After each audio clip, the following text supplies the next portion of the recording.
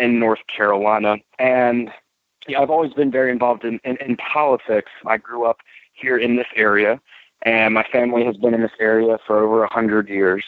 And I went to school at the University of North Carolina. I care a tremendous amount about this state and, of course, about this country. And in 2016, I found myself in a position where I recognized some complacence in myself with what happened in 2016. I thought it was in the bag that we'd continue to move forward with a forward-thinking president who was interested in continuing to build this nation up and lead us in a positive way. And, of course, that didn't happen in 2016. So I committed myself. At that point, I had been committed before, but I committed myself to step it up even more. And that translated into me really looking at whether or not I should run for office. Someone said, hey, you've really got to look at running for Congress in this district. And I said, okay. But at first I kind of laughed it off because I'm 28 years old. And at the time, I was definitely and may still be the youngest congressional candidate in the United States. I was actually 27 then. And I'm a businessman. I've worked in 30 states. My focus is really change management, helping people through change. How do we, in particular, retrain workers, given how much technology is coming into practically every industry? And so that's what I do for a living. And I said, you know what? I feel like that's something that there's not a lot of appreciation for in Washington. So it wasn't just about the change in the direction of the country that we all felt tangibly from this 2016 election. It was also the fact that Congress is the oldest on average it's ever been in this country. I work in kind of the bridge between business and technology, helping translate business needs to technology and technology needs to business, and preparing workers for how that's going to impact people. And that is impacting people in every single way today. And we need people to really look forward to how that's going to continue to challenge us in education, in healthcare, and in our economy, among other things. So that's how I decided, all right, I'm going to investigate it. I'm going to learn what it's going to take to do this successfully. And here we are, 49 days or 48 days, I guess, maybe now, before November 6th. So I'm very excited, and I'm very excited with what November can bring for this country. So North Carolina has famously very gerrymandered districts, which the Supreme Court has not yet quite managed to deal with. So this district has been represented by a Republican since 1985. Can you tell us a little bit about kind of what it looks like? What do the demographics of the district look like? What is the voting history as Republican as that would make it seem? And then sort of what is your path to victory in all of that? Let me start with the last part of your question. This district has more Democrats than Republicans by about 50 or 60,000. There are 50 or 60,000 more Democrats in this district than Republicans. So the path to victory is getting out the vote. And so for all of the punditry and all of the talking heads there are on every channel, on every form of media possible, the reality is that politics is really as simple as who goes and votes. Now, that kind of is a segue into the gerrymandering conversation, because while there is gerrymandering here in this district, in fact, in this district and in the neighboring district, we have the only college campus in America that is in two separate congressional districts. They drew a line right through the largest historically black college and university, North Carolina A&T. It is the only college campus in the country in two separate congressional districts, literally right down the middle. So there is gerrymandering there, but that's not the whole story in North Carolina, because it's not just about gerrymandering. It's also about some really dangerous policies that have been passed by the North Carolina State Legislature. They have actually closed a number of polling places. They didn't do it themselves, but what they did is they gave the county board of elections across the state a mandate that said if you're going to open polling places for early voting, they have to be open every single day during the early voting period, which in North Carolina runs from October the 17th until November the 3rd. what counties had done as early as the primary this past May, is counties would open up, a voting site for one day, like on a Saturday, to really expand the options for people to vote. And what this new rule has created since May is that certain counties aren't opening voting locations for just the one day because they're not allowed to.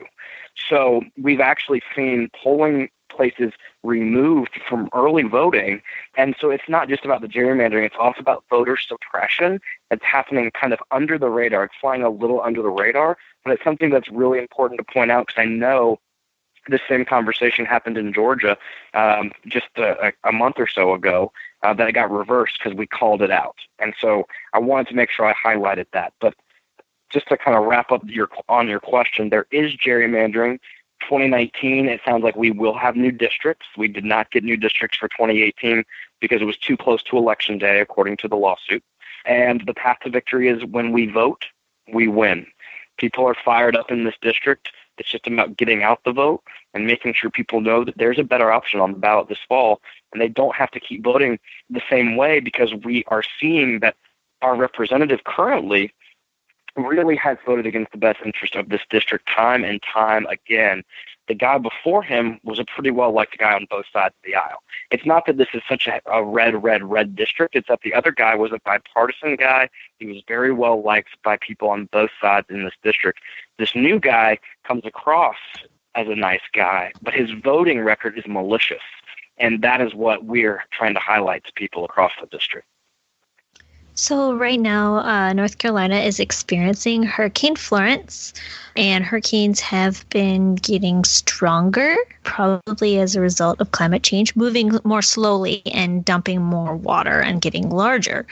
And I know that North Carolina has a lot of green jobs, right? They have a lot of solar jobs.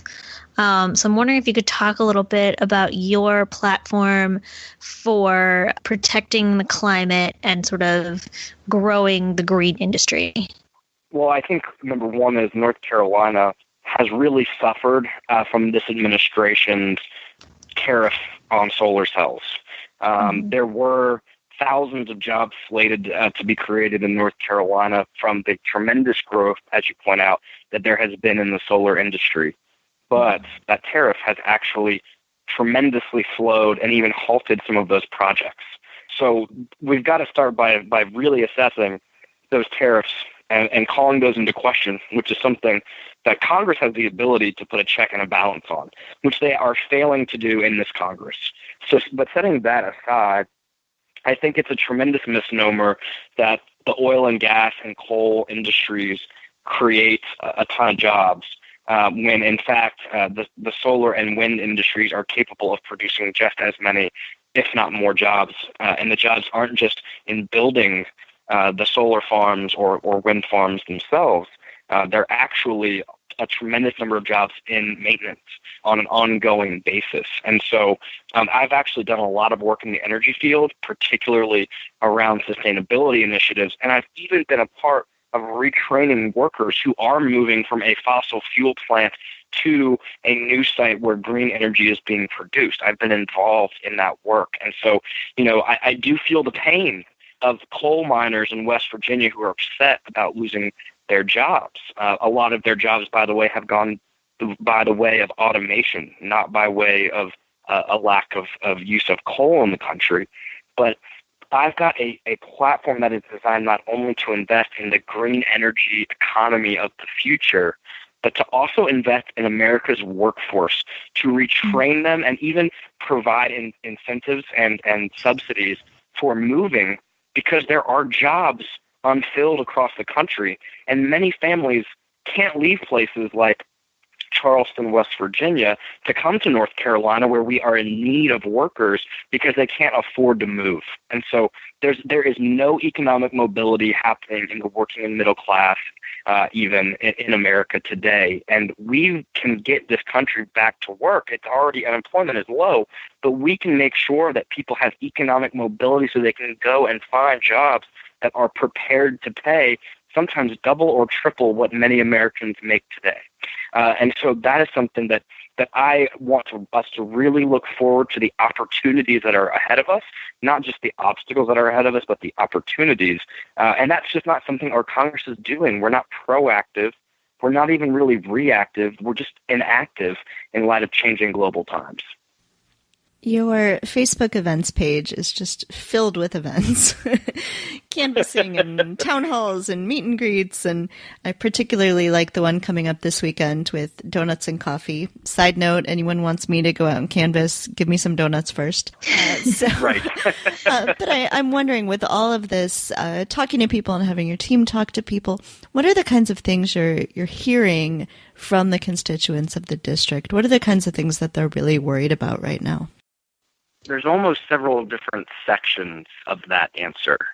The first is the base, the Democratic Party base, who is really, the best word is afraid of what this administration is doing, and perplexed that there aren't people in Washington, Republican and Democrat, who aren't standing up to some of the divisiveness and hateful actions of this administration.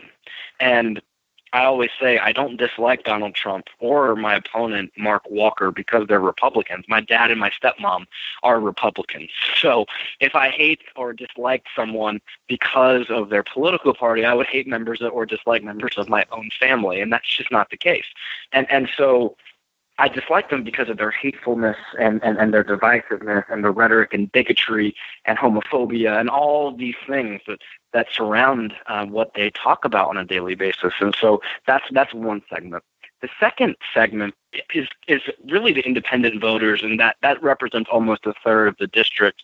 And the independent voters are sitting there and they're saying, well, I keep hearing that the economy is doing well and that unemployment is low, but my bottom line isn't any better. The president can keep talking about the stock market, but 80% of the stock market in America is owned by 10% of the people. But that's not helping most folks. Wages are stagnant. The grocery bills keep going up. So they're sitting there and they're perplexed because they're like, I feel like I'm supposed to like what's going on in the country, but my health care keeps getting more expensive and even is at risk of being ripped away. And I don't like some of this rhetoric I'm hearing. So that's the other thing. And then Republicans, there's two types of Republicans out there, and I don't know how to assign percentages to it. But one group of Republicans immediately turns off as soon as they hear that I'm a Democrat. And then the other segment, I managed to get through at least a couple sentences, and I'd say, look, I know you're a Republican, but I wanted to call you and introduce myself to you anyway. Or I knock on a Republican door and say, I know I'm not necessarily supposed to come knock on your door today, but I just wanted to introduce myself because I'm a Democrat. I'm running for Congress. I know you're a Republican, but I got to tell you, my dad and my stepmom are Republicans. I've been reaching across the aisle in my family my entire life, and I believe that we have a vision that can benefit the people of this district, yourself included. And when they hear that, they say, okay, well, tell me more.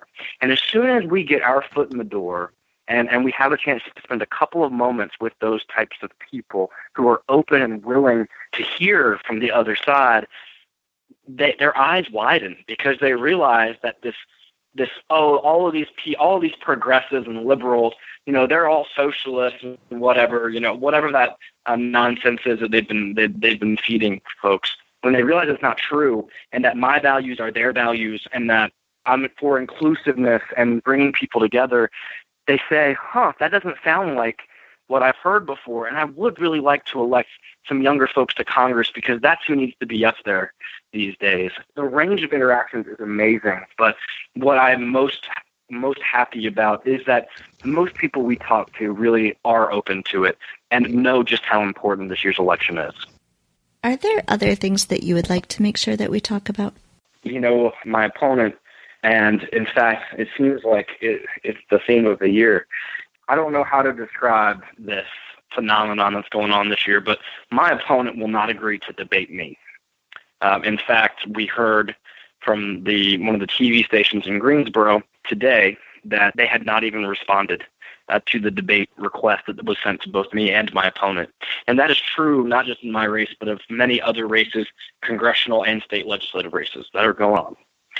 And so regardless of their motivation for not responding or refusing the debate, I think it's really important to say that members of Congress, especially in a